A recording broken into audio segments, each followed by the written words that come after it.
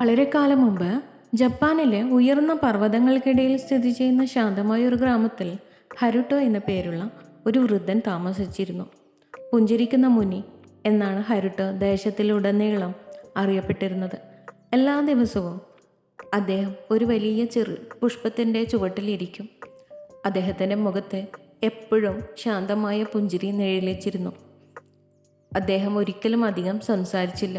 പക്ഷേ അദ്ദേഹത്തിൻ്റെ ശാന്തമായ സാന്നിധ്യം കണ്ടുമുട്ടിയ എല്ലാവർക്കും ശാന്തതയും സന്തോഷവും നൽകി. ഒരു ദിവസം ഗ്രാമം ഭയാനകമായ വരൾച്ചയെ ബാധിച്ചു. ഒരിക്കൽ സമൃദ്ധമായിരുന്ന വയലുകൾ തരിശായി. ഗ്രാമവാസികൾ നിരാശരും ആശങ്കാകുലരുമായി വളർന്നു. അവരുടെ ദുരിതത്തിൽ അദ്ദേഹത്തിൻ്റെ ജ്ഞാനം മഴ പെയ്യുമെന്ന് പ്രതീക്ഷിച്ച് അവർ ഹരുട്ടോയിലേക്ക് പോയി.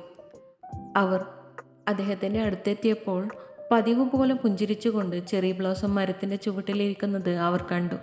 ഹരുട്ടോ, അവർ നിലവിളിച്ചു. ഇത്രയും ഭയാനകമായ സമയങ്ങളിൽ നിങ്ങൾക്ക് എങ്ങനെ പുഞ്ചിരിക്കാൻ കഴിയും? ഞങ്ങൾ കഷ്ടപ്പെടുന്നു. ഭൂമി മരിക്കുന്നത് കാണുന്നില്ലേ? ഞങ്ങൾ എന്തു ചെയ്യണം? ഹരുട്ടോ നിശബ്ദമായി ശ്രദ്ധിച്ചു. അദ്ദേഹത്തിൻ്റെ പുഞ്ചിരി ഒരിക്കലും മാറുന്നില്ല. പിന്നെ എഴുന്നേറ്റ് നിന്ന് ഗ്രാമവാസികളോട് തന്നെ അനുഗമിക്കാൻ ആംഗ്യം കാണിച്ചു. അദ്ദേഹം അവരെ കാട്ടിലെ മറിഞ്ഞിരിക്കുന്ന ഒരു ചെറിയ കുളത്തിലേക്ക് നയിച്ചു. മുകളിലെ ആകാശത്തെ പ്രതിഫലിപ്പിക്കുന്ന കുളം വ്യക്തവും നിശ്ചലവുമായിരുന്നു. ഹരുട്ടോ ഒരു കല്ലെടുത്ത് പതുക്കെ വെള്ളത്തിലേക്ക് എറിഞ്ഞു. ഉപരിതലത്തിൽ പാറ്റേണുകളുടെ ഒരു നൃത്തം സൃഷ്ടിക്കുന്ന അലകൾ വിരിച്ചു. തുടർന്ന് അദ്ദേഹം സംസാരിച്ചു. ജീവിതം ഈ കുളം പോലെയാണ്. നിങ്ങൾ ശാന്തനായിരിക്കുമ്പോൾ നിങ്ങളുടെ മനസ്സ് വ്യക്തമാണ്.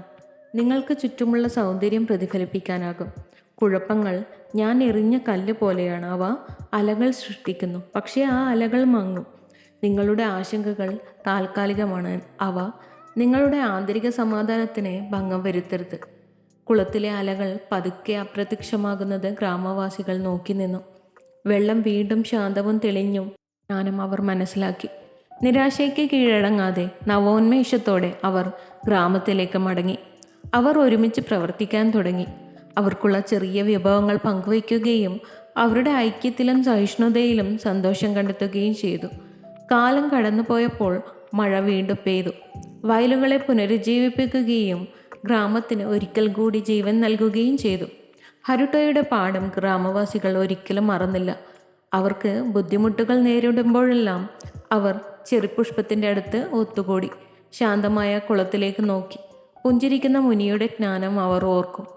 ഒരു കുളത്തിലെ അലകൾ പോലെ അവരുടെ ആശങ്കകൾ ഒടുവിൽ മാഞ്ഞു പോകുമെന്ന് അവർ മനസ്സിലാക്കി. അവരുടെ പ്രശ്നങ്ങളിലൂടെ പുഞ്ചിരിക്കാൻ പഠിച്ചു. അതിനാൽ അടുത്ത തവണ നിങ്ങൾ ഒരു വെല്ലുവിളി നേരിടുമ്പോൾ ഹരുട്ടോയുടെ ജ്ഞാനം ഓർക്കുക, ശാന്തത പാലിക്കുക, പുഞ്ചിരിക്കുക. നിങ്ങളുടെ ആശങ്കയുടെ അലയൊലികൾ ഉടൻ കടന്നു പോകുമെന്ന് അറിയുക. നിങ്ങളുടെ മനസ്സ് വ്യക്തതയും സമാധാനവും നൽകും. If you love to watch this video, you can like, share and subscribe.